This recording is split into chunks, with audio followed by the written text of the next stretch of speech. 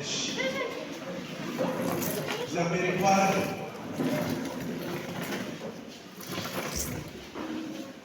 ሙሽሮች ሳይቀመጡ አለን ሙሌ እግዚአብሔር ስለነሱ አድርጉ።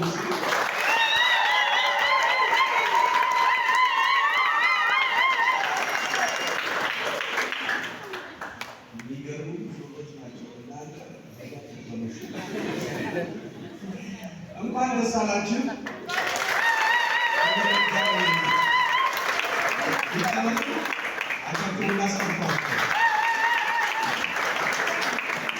እግዚአብሔር ይባርክ።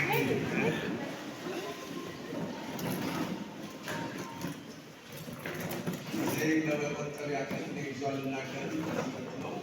እግዚአብሔርን ቃልና የጋብቻውን ቃል ኪዳን ስርዓት ወንድማችን ኃይሉ ወደዚህ መጥቶ ያስፈጽማል።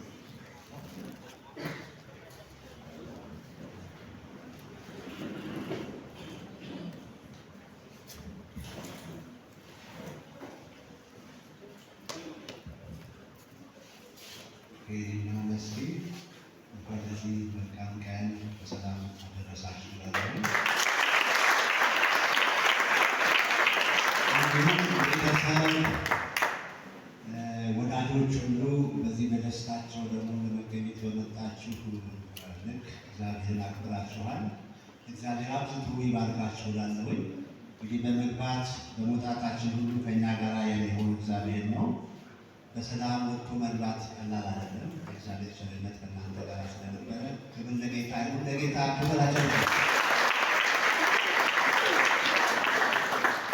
አጠር ያለ መልእክት ነው የማቀርበው። እንግዲህ እንደ ኢትዮጵያ ቃለ ሕይወት ቤተክርስቲያን የጋብቻ ስርዓት ሲደረግ መደረግ የሚገባውን ነገር ደግሞ እንደዚህ የተቀመጠ ጉዳይ ስላለ ያንን ነው የምናስፈጽመው።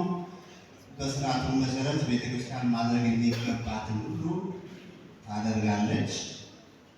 እነዚህም ወገኖች ትምህርታቸውን ተምረዋል። ሌሊት ሁሉ እየመጡ ይማሩ ነበረ። ያ ደግሞ ለነሱ ለሕይወት ዘመናቸው የሚጠቅምም ስለሆነ እግዚአብሔር ቃል መመሪያ የሆነውን ቃል ስለሚማሩ ስለ እነሱ ጌታን እናመሰግናለን። እግዚአብሔር የተመሰገነ ይሁን። አጭር ቃል አካፍላችኋለሁኝ። እንግዲህ ጌታን ለመስማት መጥተናል። የእሱ ቤትም ስለሆነ ቃሉን መስማት አለብን። ጥቂት ነገር እነግራችኋለሁ። እንጸልያለን። ሁላችንም አንገቶቻችንን ዝቅ አድርገን እንጸልያለን። ቢበዛ 20 ደቂቃ እጠቀማለሁ ብዬ አስባለሁኝ። ጌታ ይረዳናል። እየጸለያችሁ እያለ ከመዝሙረ ዳዊት 128 ከ1 ጀምሮ እስከ 6 ያለውን አነባለሁኝ። በጌታ ስም አነባለሁ። እየጸለያችሁ ትሰሙኛላችሁ። እግዚአብሔርን የሚፈሩ ሁሉ በመንገዶቹም የሚሄዱ መስፍኖች ናቸው። የድካምህን ፍሬ ትመገባለህ፣ ምስጉን ነህ፣ መልካም ይሆንልሃል። ሚስትህ በቤትህ እልፍኝ ውስጥ እንደሚያፈራ ወይን ናት። ልጆችህን በማዕድህ ዙሪያ እንደ ወይራ ቡቃያ ናቸው። እነሆ እግዚአብሔርን የሚፈራ ሰው እንዲህ ይባረካል።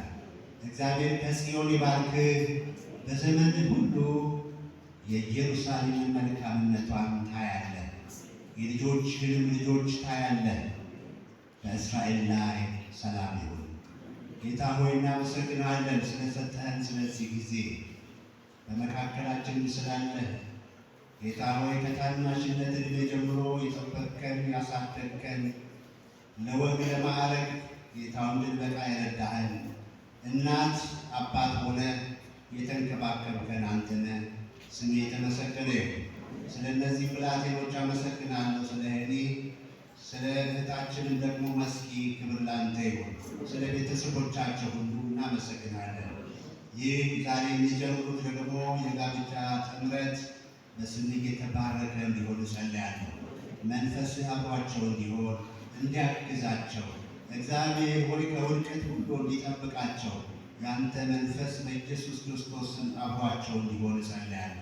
ይህ ትዳር በስምህ የተባረከ ይሁን። ይህንንም ደስታ ደግሞ ጌታውን ለመካፈል ስለመጡ ስለ እነዚህ ቅዱሳን አመሰግናለሁ። አብዝተህ ባርካቸው። ያሰቡት ሀሳብ እግዚአብሔር ሆይ መሻታቸው ሁሉ ከበረከትህ እንዲሞላ ጸልያለሁ። ይህንን ጊዜ ባርክልን። ሁሉም ለክብር ይሁን በጌታችን በመድኃኒታችን በኢየሱስ ክርስቶስ ስም። መዝሙረ ዳዊት 128 ነው ያነበብኩት። እንግዲህ በዚህ ታሪክ ውስጥ ሆኜ ደግሞ ጥቂት ሀሳቦችን ስለነ አብርሃምና ሳራ ለእግዚአብሔር ተጠርተው እንዴት እንደታዘዙት እንዴት እንደተባረኩ በዚህ ጥቅስ ውስጥ አስገብቼ ለመናገር ሞክራለሁኝ። እግዚአብሔር እንግዲህ የሰዎችን ልጆች ሲፈጥር በሱ ሀሳብ በሕጉ እንዲመላለሱ በመንገዱ እንዲሄዱለት ነው እግዚአብሔር ፈቃድ። ሚስቱም ሳራ እንግዲህ አብርሃም ድምፅ ሰምቶ ሲወጣ እኔ ወደማሳይህ ምድር ውጣ ሂድ ብሎ ባለው ጊዜ ሳራም አብራ ተከትለዋለች። የሚሄድበትን ቦታ እንኳን ሳያውቅ ቤት የለውም አብርሃም ድንኳን እየተከለ ድንኳን እየነቀለ የሚሄድ አይነት ሰው ነው። ግን ሚስቱ ሳራ በእምነት እግዚአብሔርን የሰማውን አብርሃምን ተከትላ ወጣች። ወደኋላ ስታፈገፍግ አታዩአትም። ክብር ለጌታ ይሁን እና በጋብቻም ተጣምሮ ስለነበረ የእግዚአብሔር ድምፅ በመጣለት ጊዜ አብርሃም ተለይቶ ሲወጣ እሷም አብራ እንግዲህ በመንገዳቸው ብዙ መከራ እንዳለ እንግዲህ መጽሐፍ ቅዱስ ስለምታውቁም ሁሉም ላላወራ እችላለሁ። አብርሃም እግዚአብሔርን አምኖ ወጣ፣ እሷም ደግሞ ወጣች። የሚሄድበትን ስፍራ እንኳን ሳያውቅ በድንኳን ለመኖር ነው የወጣው። ሚስቱም ሳራም ደግሞ አብራው ሄደች። አብርሃም የሰማውን እግዚአብሔርን ሳራ ደግሞ አመነች። ከቤተሰቧ ከቤተዘመዷ ርቃ ከአብርሃም ጋር ርቃ ለመሄድ ቆረጠች። ሀብት ንብረቱን አላየች።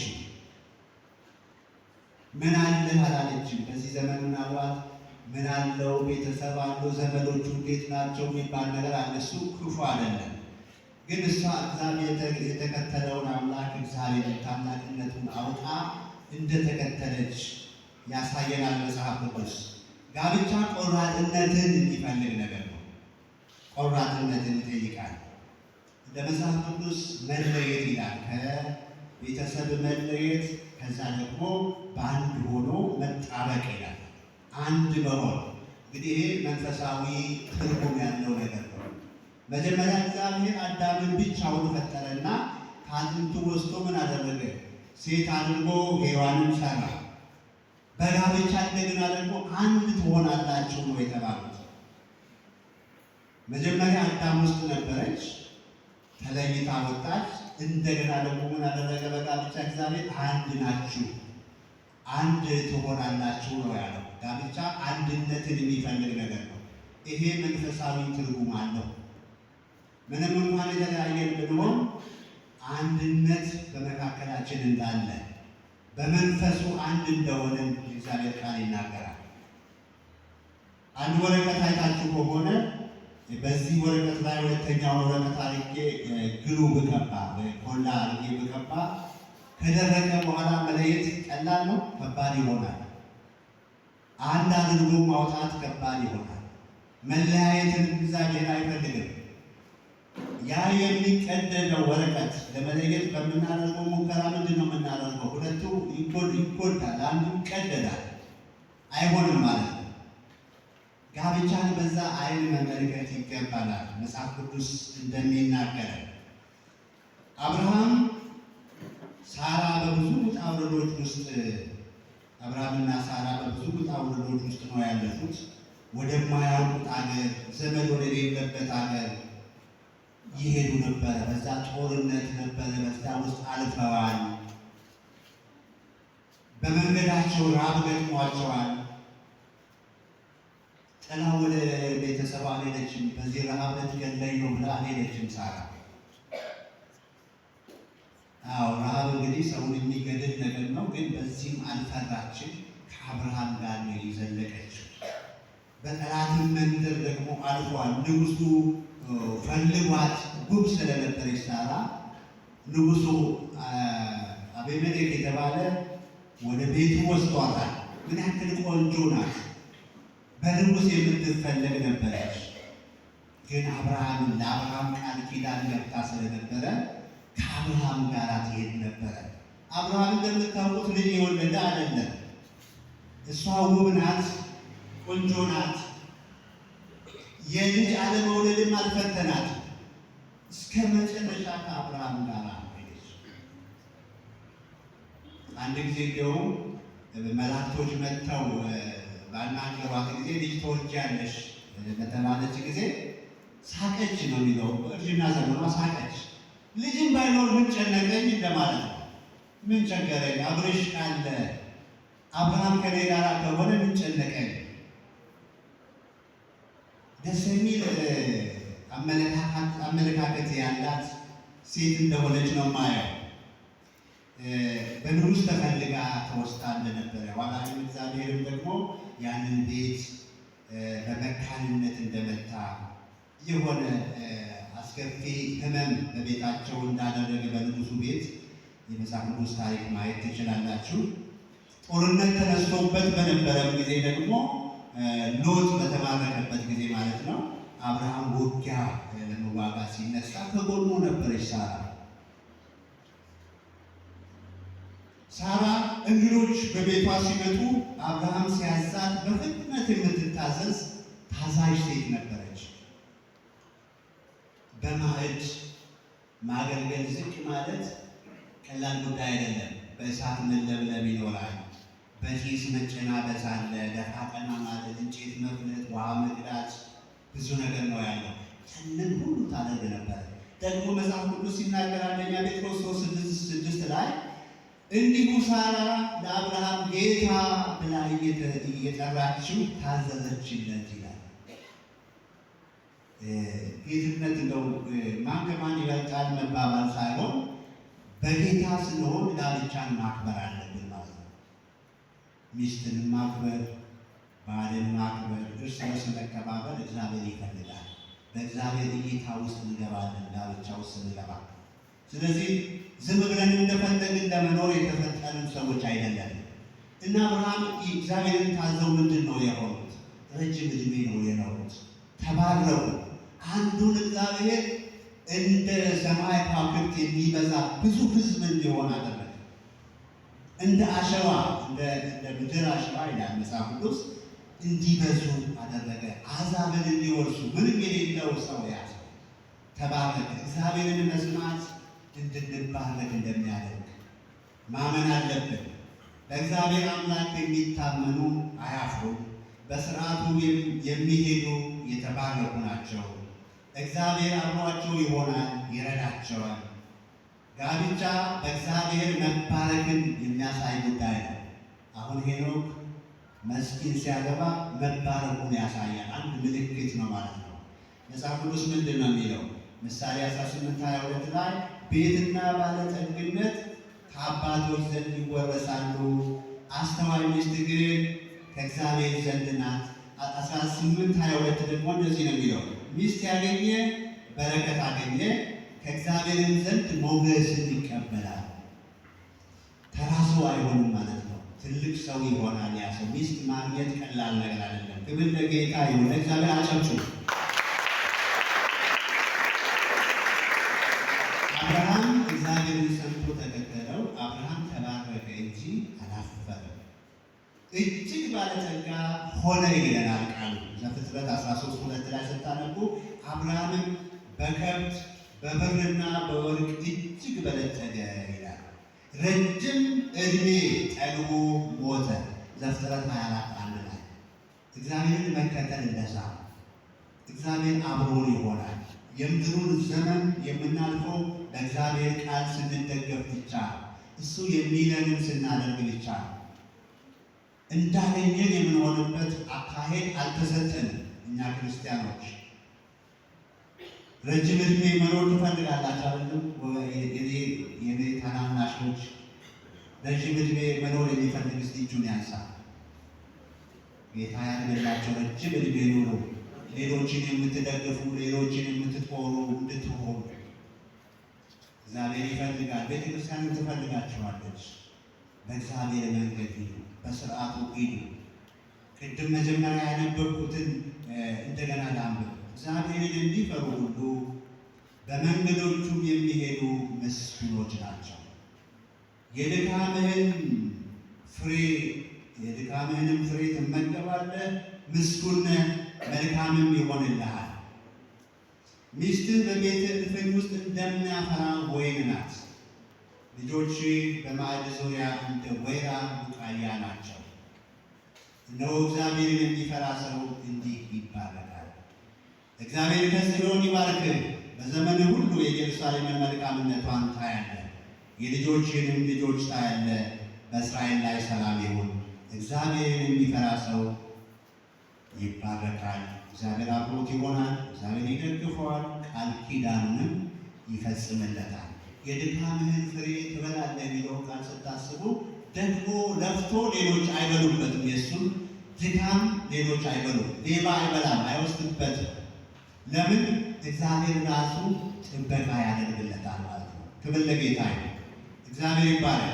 አሁን ወደዚህ እጠራቸዋለሁ ወንድማችንን ሄኖክንና መስኪን። ሁለታችሁም አንዳንድ ሰው ትይዙና አንዱ እሱ ከግራ በኩል ይሆናል። አንተ ከዚህ በኩል ትመጣለህ፣ እሷ ከዚህ ትሆናለች። አጨብጭቡላቸው።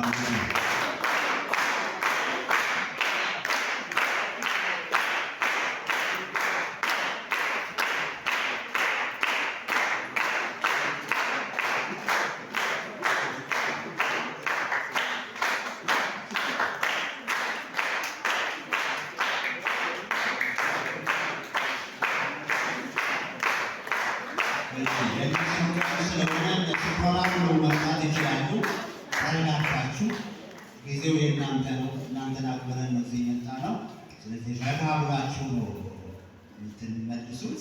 ቃል ኪዳናችሁን እንግዲህ በዚህ ጉባኤና በእግዚአብሔር ፊት ለማጽናት ስለሆነ እኔ የምላችሁን መጀመሪያ ሙሽራውን ነው የምጠይቀው። ሙሽራውን እጠይቃለሁ። እንግዲህ አራት የሚጠጡ ፕሮግራሞች ይኖራሉ። ወዲያው የምንፈጽመው ነው የሆነው። ወንድማችንን ይጠይቃሉ። ዛሬ በእግዚአብሔርና በእኛ ፊት የቆሙ እነዚህ ሙሽሮች ወንድማችን አቶ ሄኖክ ሽፈራውና እህታችን ወይዘሪት መስከረም መለሰ በተቀደሰ ክርስቲያናዊ ጋብቻ ለማጣመር በዚህ እንገኛለን። የከበረው ቃል እንደሚነግረን ጋብቻ በእግዚአብሔር በራሱ የታቀደና የተመሰረተ ቅዱስ ተቋም ነው። ስለዚህ ጋብቻ የተቀደሰ የቤተሰብ አቋም ተቋም በመሆኑ ባልና ሚስት የቤተሰቦቻቸውን አባላት ወይም ልጆቻቸውን በሚገባ ለማስተዳደርና በእግዚአብሔር መንገድ ለመምራት በእውነተኛ መረዳዳትና መጽናናት በፍቅርና በመተሳሰብ በትዕግስት በመቻቻል ለመኖር ኃላፊነትን ወይም ትልቅ አደራን የሚቀበሉበት በመሆኑ ዛሬ ይህንን ክቡር ቅዱስ የሆኑ ስርዓት ለመፈጸም ሙሽሪትና ሙሽራ ቃል ይገባሉ። እንኳን ደስ ያላችሁ እንላለን። እሺ እንግዲህ የምለውን ነው የምትለው አንተ። እዛ ጠይቃታለሁ። እኔ ሄኖክ ሽፈራው አንቺን መስከረም መለሰን የቃል ኪዳን ሚስቴ ልትሆኚ ፈቅጄ ሳገባሽ ሞት እስኪለየን ድረስ በደስታና በሐዘን በጤንነትና በበሽታ በሀብትና በድህነት በማግኘት በማጣት ጊዜ ሁሉ ታማኝ ባል በሆንሽ በእግዚአብሔርና በዚህ ጉባኤ ፊት ቃል እገባለሁ። አጨብጭቡ።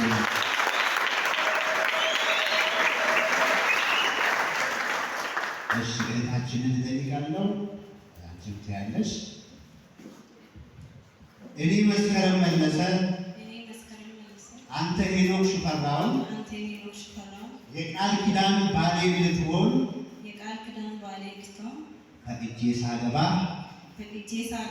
ሞት እስኪለየን ድረስ በደስታና በሐዘን በጤንነትና በበሽታ በሀብትና በድህነት በማግኘትና በማጣት ጊዜ ሁሉ ታማኝ ሚስት ለሆነ በእግዚአብሔርና በዚህ ጉባኤ ፊት ቃል እገባለሁ።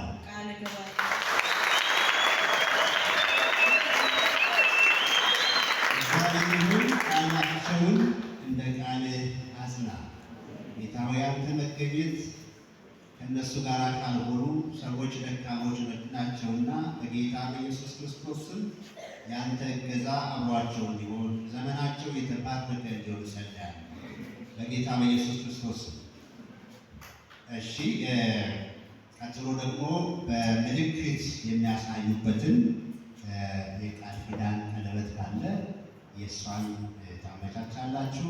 ጥያቄ ነው የማቀርበው። አሁን እኔ ጥያቄ አቀርባለሁ። አዎንም አይደለም ነው የምትለው። ለሙሽራው አቀርባለሁ። ወንድም ሄኖክ ሽፈራው ይህችን እህት መስከረም መለሰን ሚስት አድርገህ ስታገባት ሞት እስኪለያችሁ ድረስ እንደ ራስህ አድርገህ እንደምትወዳት ለመግለጽ ይህንን የጣት ቀለበት ልታጠልቅላት ፈቃደኛ ነህ? አዎ ፈቃደኛ ነኝ።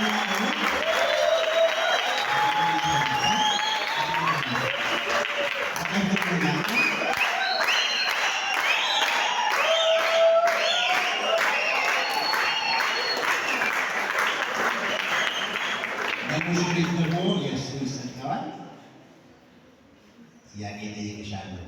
እህት መስከረም መለሰ ይህን ወንድም ሄኖክ ሽፈራውን ባል አድርገሽ ስታገቢው ሞት እስኪለያችሁ ድረስ እንደ ራስሽ አድርገሽ እንደምትወጂው ለመግለጽ ይህንን የጣት ቀለበት ልታጠልቂለት ፈቃደኛ ነሽ?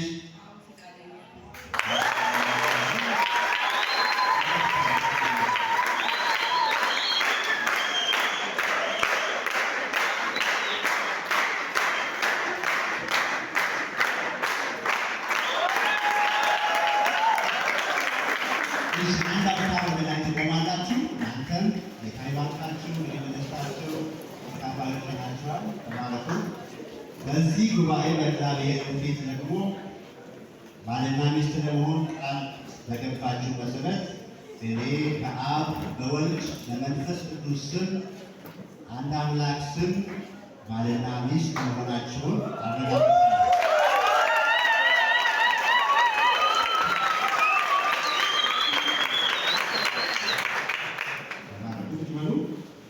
አሁን የምንጸልይበት ጊዜ ይሆናል። እዚህ ጻፊ መጣና ፓስተር መዝሙርና እንጸልያለን። የእናንተም ጸሎት ያስፈልጋል። ብትቆሙም ደግሞ ጥሩ ነው። ቁሙና እንጸልይ። ይሄ ትዳር ማለት ቀላል አይደለም። ትልቅ ፕሮጀክት ነው። የተባረከ ትዳር እንዲሆን ለማህበረሰቡ የሚጠቅም ትዳር እንዲሆን እንጸልይላቸዋለን። የእናንተን ጸሎት እግዚአብሔር ይፈልጋል።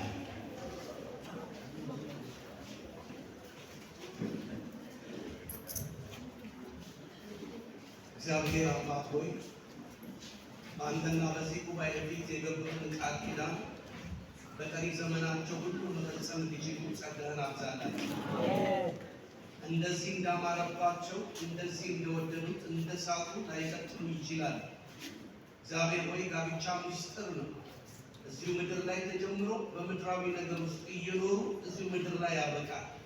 የኔ ጌታ ለምንሃለሁ፣ ሌሎች እንደተሳሳቱ ብዙ አይሳሳቱ፣ ብዙዎች እንደወደቁ እነሱ አይውደቁ፣ ብዙ ጋብቻቸውን እንደፈቱ እነሱ አይፍቱ። በጌታ በኢየሱስ ስም እነዚህ ያልናቸውን በሙሉ በምህረት ታስበው ወደ የቤቶቻቸው ይመለሱ። ወንድሜና እህቴ ላይ ይህ አይሁን። በመውለድ ይባረክ፣ በመስራት ይባረክ፣ በሰውና በአንተ ፊት ሁልጊዜ በሞገስ ይከበቡ። እነሆ በሰውም ፊት በአንተም ፊት ተቀባይነትን ያገኙ ዘንድ ለወንድሜና ለእህቴ ጸለይ። ለቤተሰቦቻቸው መልካም ይሁን። በዚህ ጉባኤ ላሉ ሁሉ መልካም ይሁን። ይኸው ላንተ ሰጥተናቸዋል፣ ተረከባቸው በጌታ በኢየሱስ ስም።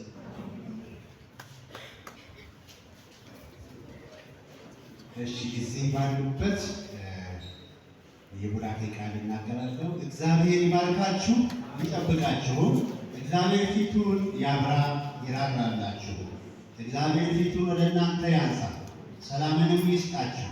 በአብ በወልድ በመንፈስ ቅዱስ አንድ አምላክ ስም አሜን። ጉባኤ ይቀመጣል። እግዚአብሔር ይባርካችሁ። ስፍራ ትቀያየራላችሁ። ተጋብተዋል። አሁን እንግዲህ ባልና ሚስት ሆነዋል። እግዚአብሔር ያጣመረው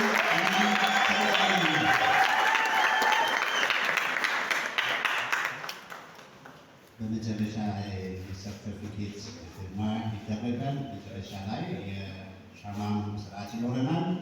አሁን መጥተው ይፈርማሉ። መጀመሪያ ሙሽራው ይመጣና ይፈርማል። 2 ኮፒ ስላለ በሁለቱም ላይ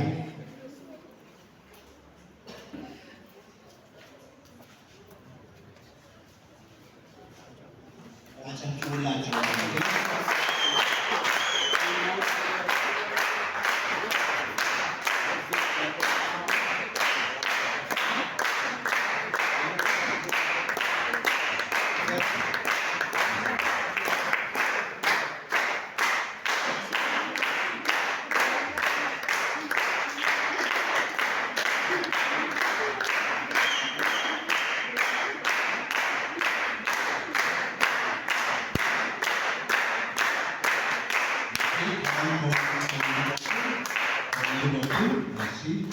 ምስክሮች ናቸው።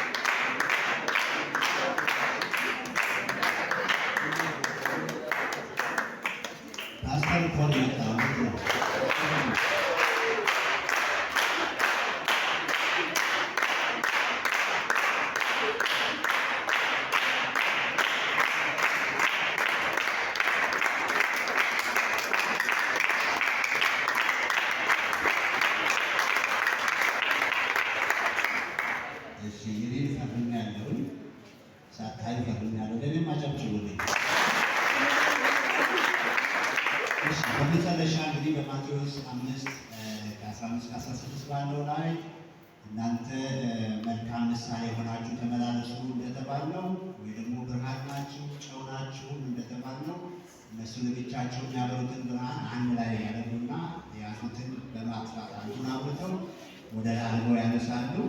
ይህንን እንመለከታለን።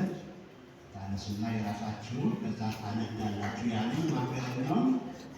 አጨብጭቡላችሁ።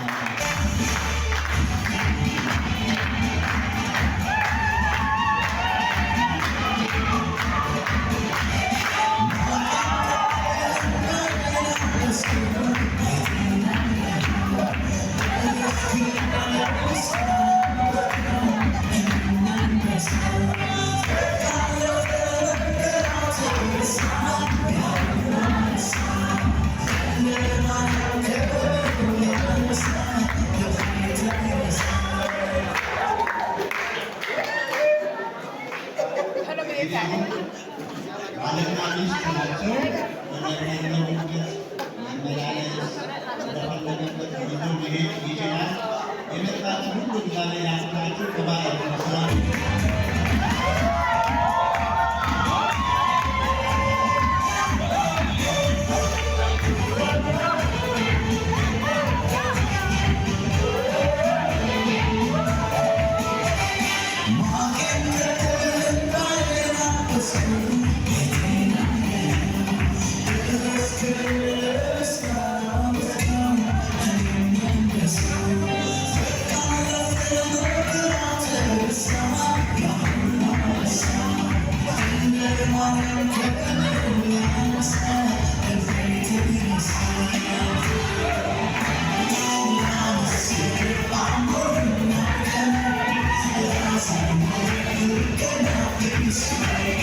Yeah.